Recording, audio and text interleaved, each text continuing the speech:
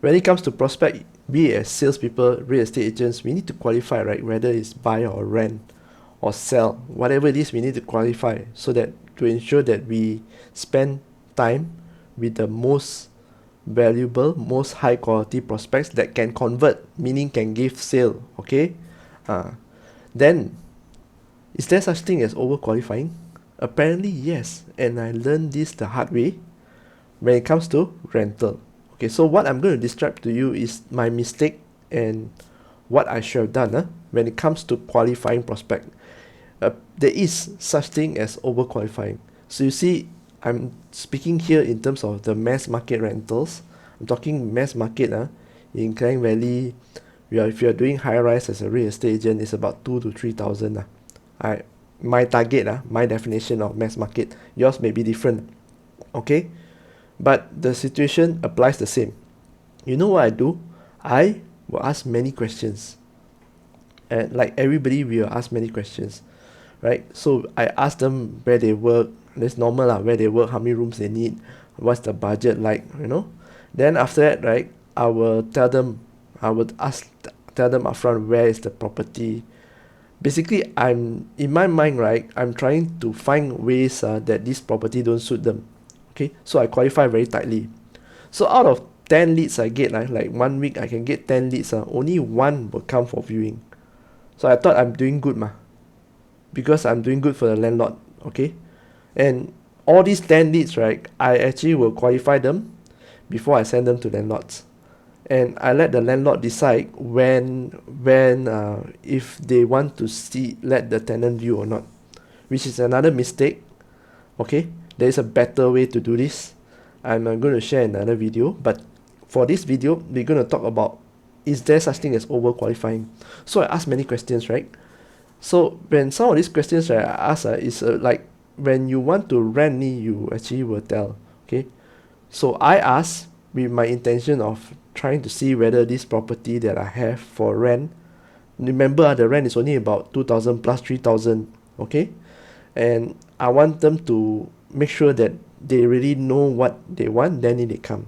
So that's why out of approximately 10 inquiries, I only one viewing. Okay, and that one viewing sometimes, right, I also do it in the weekdays, and there's no set time. That means I follow the landlord and the tenant's time. Okay, so I thought that because I qualify well right, this one tenant that come, one prospect that come, will be the one that taking it. So I pride myself with a high hit rate, which is wrong. Okay, which is wrong strategy. You see, when you deal with the mass market, right, what you can do is actually to bring all the tenants to come. When at the start, right, you don't have to overqualify them.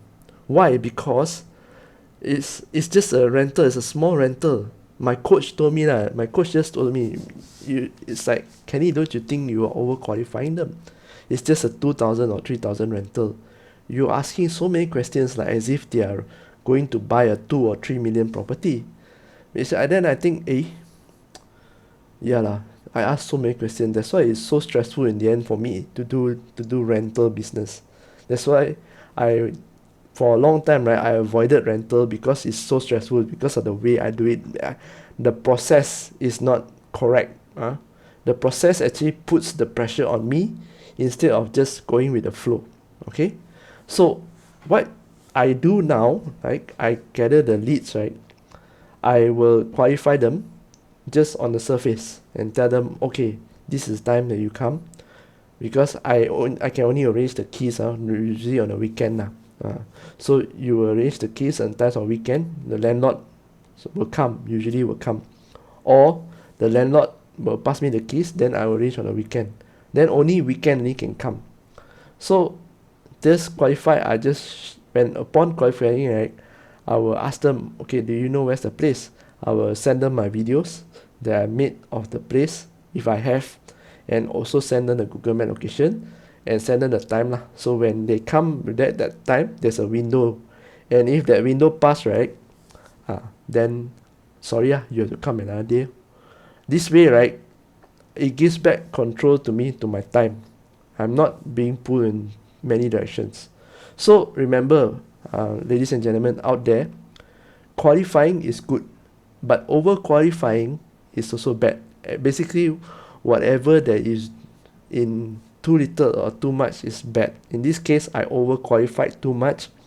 That's why it's very stressful for me, because out of 10 leads, I only get one. That and that one that came, I thought I have to. It's very stressful because I have to make sure that one close. If not, that week I got no closing. Okay, so that's why it's very stressful.